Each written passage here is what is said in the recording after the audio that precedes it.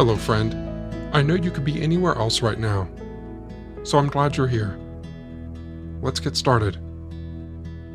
The unsung heroes of America's park systems are the men of the CCC, the Civilian Conservation Corps, established by Franklin Delano Roosevelt at the height of the Great Depression. In 1932, American unemployment hit a record high of nearly 25%. That same year, FDR made the CCC a major part of his political platform. And in 1933, the first year of his presidency, the first Civilian Conservation Corps camps were founded. The program was enormously popular with the American public, and Roosevelt was known to visit these camps whenever possible.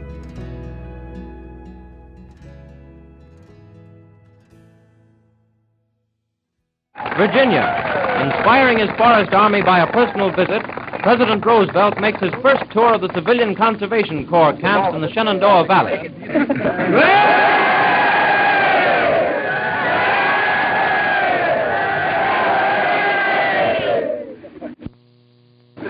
After inspecting Skyland, the Commander-in-Chief takes a seat at the head of the table to eat with the boys, and he enjoys every bite of the plain, wholesome food furnished at the camp.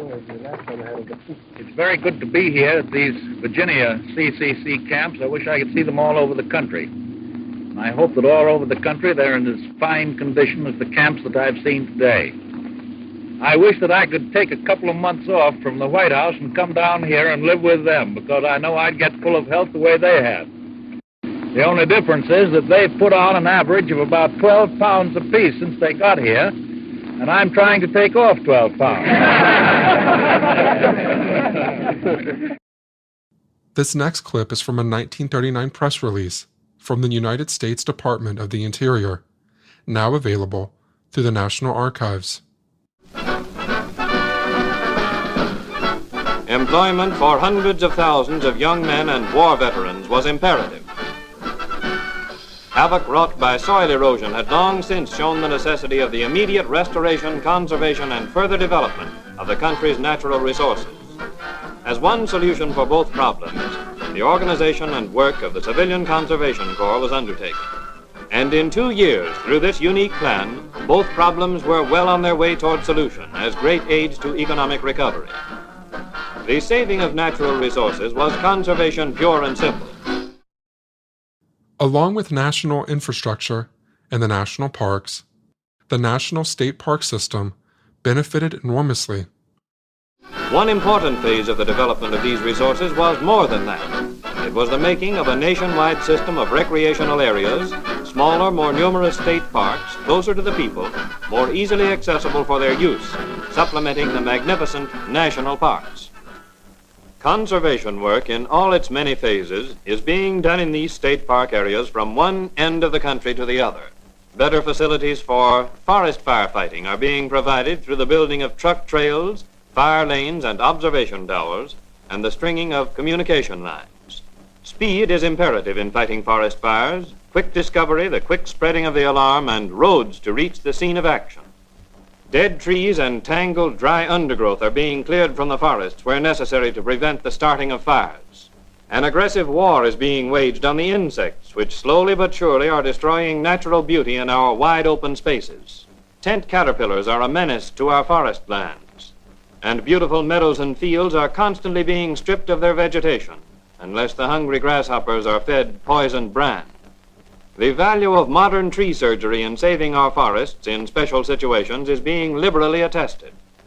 Planting is another important conservation measure. Seedlings, literally in the millions, are being set out to replace trees ruthlessly destroyed. Shrubbery is being planted on slopes and hillsides to stop soil erosion. More spectacular is the moving of matured trees for landscaping purposes. There's a world of power in this mighty movement, men and machinery, old Dobbin, and even his more picturesque brethren. Today, our national and state parks are in trouble. Overcrowding and underfunding have taken a heavy toll in recent years, and stories of park abuse and deterioration are increasingly common. This would be a perfect time for the return of the CCC. As one article has said, quote, "America's national parks face a popularity crisis. From 2010 to 2019, the number of national park visitors spiked from 281 million to 327 million, largely driven by social media, advertising, and increasing foreign tourism. One of the phrases you'll hear repeatedly from conservationists is this idea that we are in danger of, quote, loving our parks to death, and there's really not a better way to say it. This kind of surge in visitors has happened before. In the 1920s, when automobile tourism boomed across the country, foot traffic and car traffic began to destroy and diminish these natural areas. And what saved our parks and landscapes at that time? Nothing other than the CCC. It arrived just in time. In the words of one journalist, in the 1920s, quote, hundreds of thousands of new visitors, overwhelmed limited, aging roads, trails, restrooms, water treatment systems, and visitor facilities. Ironically, relief came during the Great Depression. The New Deal funded massive construction projects in the parks, including campground comfort stations, museums, and other structures. Hundreds of miles of roads and trails opened wild back country. When I last spoke with Will and Jim from More Than Just Parks, the subject of the CCC came up, as we discussed the charming old lodges that you find in many of the oldest national parks.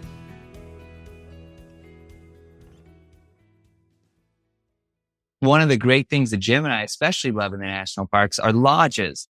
The beautiful national park lodges that have been built at places like Glacier, places like Yosemite, Yellowstone, Mount Rainier, you name it.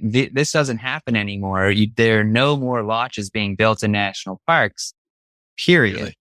And it is something where Jim and I are deep conservationists, but I think both of us would like to see that kind of work be done responsibly, where when it was done back in the day, a lot of it was done by Civilian Conservation Corps architects, a program, maybe the greatest conservation program ever in the history of the world, the CCC, a program that Jim and I would love to see come back in full force. It would be fantastic to do some sort of a voluntary, they have AmeriCorps, and that's a really great thing. But I think a Civilian Conservation Corps where young people particularly could go in and you could get money for college afterwards or different incentives. And of course, the federal government could offer all sorts of incentives for higher education and things like that. Yeah. And I think the idea of it at the time, it was a Depression era program that was started to put kids to work, but also to build up the nation's infrastructure. And so they would go out, if you're from Georgia, you might end up in Utah. If you're in Utah, you might end up in New York. So all these kids are exposed to all these different ways of life. It was great for them. Jim and I had a next door neighbor who was in the Civilian Conservation Corps, and he would tell us stories all the time about, I think half of one of his fingers got cut off in the Civilian Conservation Corps. And he still said it was the best time of his life. Yep. And the memories that they made there were priceless. But also, I think there's a statistic out there, and you'll have to fact check me on this, but I think for every $1 that was spent on the Civilian Conservation Corps, the nation got $10 back in value. And so it was also one of the best investments the country ever made, cutting fire roads, building different roads, building all these beautiful public works projects that many of which are still around today. Oh, most of which. Yeah, most of which. And so I think I think now that you do have a youth climate corps, there have been I think Bill Clinton did some sort of half program on the Civilian Conservation Corps, like trying to redo it. But the scale of it, I think, is all wrong. I think it should be basically an alternative to armed service, serving in the armed services. I think you should have college as an option once you graduate, going into the workforce, armed services, and also something that betters the planet and our country. Why not a GI Bill for the CCC? Do something like that, where people, instead of going into the armed services, which is great, but just also have the choice of maybe going into the CCC. And it's a great way to take pride in your country and get exposed to different areas and be able to say, I helped to better my country. It's a great public service. And as we battle explosive wildfires in the West, right? It's a fantastic idea. Get these people in there doing the firework that needs to be done, all the preventative work. at a cut rate and pay them. I'm not saying don't pay them compared to what it would cost. Otherwise, it's a great deal. I asked if there was anyone in Washington currently pushing this agenda. I know that I remember in the last election, Pete Buttigieg was something that he was interested in, was doing public service, CCC type of public service. I don't know if he wanted to make it compulsory or I'm not sure. I don't think so. Yeah. Yeah. But I remember that was something that he had put on his campaign platform, but I haven't heard, frankly, a whole lot of it. And I think Will touched on it. A lot of times it's been done kind of, I wouldn't even say partially, halfway, but there's been, they'll put a little bit of money into something and it's great. It's better than nothing, but it never, the scale is all wrong. Yeah. And I think especially for millennials now, I think it is a program that would really speak to millennials. I think millennials are far more conservation minded, far more climate oriented. If that was an option after college, especially like now, or gap college. years. How about a time when higher education costs so much and you could actually have maybe the federal government pays for your higher education if you go and do, and it could be you do 2 years of the CCC, they'll pay for 2 years of college or whatever it is. I think that it could be a great solution to a lot of the higher education issues that are in student loan debt. This suggestion of including free education in the CCC experience dates back to the original program, where schooling of a different kind was provided to all members. In the functioning of the Civilian Conservation Corps plan, however, there is another and even more interesting form of rehabilitation. Among hundreds of thousands of young men and war veterans enrolled, there have been many unable to read or write. Others whose schooling has been interrupted were found to be slipping in the matter of education and morale. The important job of mentally rehabilitating this extremely valuable cross-section of the manpower of the country has been entrusted to the Office of Education, Department of the Interior. Competent instructors in Conservation Corps camps conduct classes in many of the educational branches. The boys are given the opportunity to go to school just as they might have done years ago. In addition, there are many practical manual training courses intended to prepare the enrollees for happier and more remunerative work when their association with the Corps has ended. As great as all of these educational outcomes would be for all of the men and women involved, what the country would get out of a program like this would be a coast-to-coast renovation of our national parks. As Will and Jim mentioned, many of these parks are still relying on amenities and infrastructure that date back to the time of the press release you just heard from 1939, which is to say, it's been way, way too long. And it's almost a segue point, but that point I made earlier about every dollar that was put into the CCC, the United States got many-fold dollars back. It's the same with public lands in America. Yep.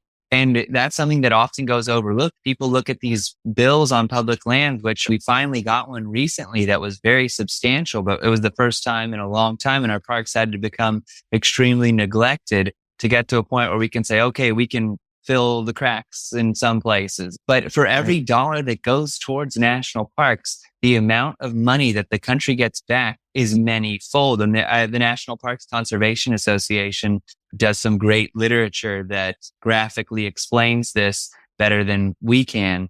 But it's incredible because it really is an investment that pays itself back. And especially just in tourism dollars, look at when a new national park comes into a city or a town or an area, the explosion that happens in tourism. And these are sustainable green dollars. They're not like people look at like Alaska, for example, and they say, okay, what is Alaska's greatest resource? What's the economy like in Alaska?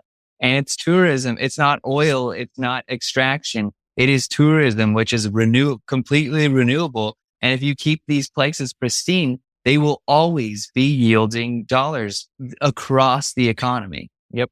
Yeah, it is amazing because land preservation, you do have some people who will say, oh, well, we could be putting that land to use. We could be extracting, whether it's timber, whether it's minerals, whether it's oil or what have you. And those are all things that in today's world, they do need to go on. We do need to have resources, but I think there's a line that John Muir said. John Muir used to say, nothing dollarable is safe. And that, I think he put it really well in that sense. But I think what gets lost on a lot of people is that when you preserve land, that's also dollarable. Yes. We can preserve land, and actually the tourism industry, people wanting to visit there and do recreational activities, it's completely renewable, and it returns a lot of money, and it doesn't damage the land, and it still leaves the land in an intact space so that, hey, if there were some emergency, that oil that's under there, it'd still be there or whatever. So yeah, I think a lot of people forget about that. The figures are out there easily. You can look them up. And the outdoor tourism industry, it's a veritable cash cow. But a lot of industries, other industries that compete with that, don't necessarily want you to know about that. In our first episode with Will and Jim, they described American leaders like Teddy Roosevelt, Franklin Roosevelt, and Jimmy Carter, who were willing to risk their political careers on their investments into conservationism and the national parks. Protecting American landscapes was more than a political platform for these presidents. It was a lifelong passion. You get the sense from all of them that if they had to choose between re-election and doing the right thing for the environment, they would have simply gone and found another job. I shared that thought with Will and Jim. It's so true. And yeah, I think Will and I often find ourselves longing for a leader like a Roosevelt or a Carter or a FDR or somebody like that who didn't care what the pundits were going to think. They stood up for what they thought was right. And Theodore Roosevelt, there's a story, he visits Yosemite when he's the president, and he shakes the Secret Service and goes off 2 nights alone, just him and John Muir. And they're out and they're sleeping under the stars, and they're in the Mariposa Grove of sequoias, and Muir is bending his ear about conservation, and it was just the two of them. And he comes back on his horse, and they're like, "Where have you been? What?" And that kind of stuff. Yeah, you don't see people with that kind of passion anymore for things like that, and I think it's a shame because we could really use some of that. What Jim is describing is an almost religious passion about conservation. For someone to risk their career on a massive environmental rollout like the CCC, they would need to be willing to do that for its own sake. They would need to be willing to die on that hill, politically speaking, in order to push it through. Carter certainly did die on that hill. Yeah. And it's interesting because not since Jimmy Carter, we've done some work on this, and so I'm quoting a friend of Jim and ours, but not since Carter was there a president who made conservation his number one priority. And that is an interesting thought because you're looking at 40-year gap between somebody who said, this is the top, this is it. And if you ask him, he'll tell you his greatest achievements were in conservation, were in Alaska.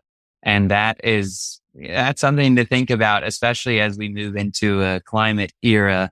We do need people, but there aren't many people who run on those sort of things now because for whatever reason, it still isn't the thing that gets folks to the polls. It's not, and it isn't just about running on those things. It's like we've been saying, it's about the conviction. There aren't people with that kind of conviction, that kind of deep seated sort of religious connection to the outdoors or to conservation, to protecting places like that. It's been more of, oh, that's a plank in my party, so I'll do that. More on that side than it has been on the Carter or the Roosevelt side, where it's a fundamental part of who they are. And they don't care whether it's part of their party's platform or whether it's going to be politically beneficial to them. They're going to do the right thing in that area in conservation, regardless of the cost. Our national and state parks are in a condition of increasing disrepair. They're still beautiful, of course, but overcrowding and underfunding are taking their toll. The best place to start the coast-to-coast renovation that our landscape really deserves might just be the revival of the Civilian Conservation Corps. Jim and Will have made a great case for it. I want to thank them again for joining us. You can visit their website, More Than Just Parks, at morethanjustparks.com. They have articles and videos and some of the best national park coverage you'll ever find.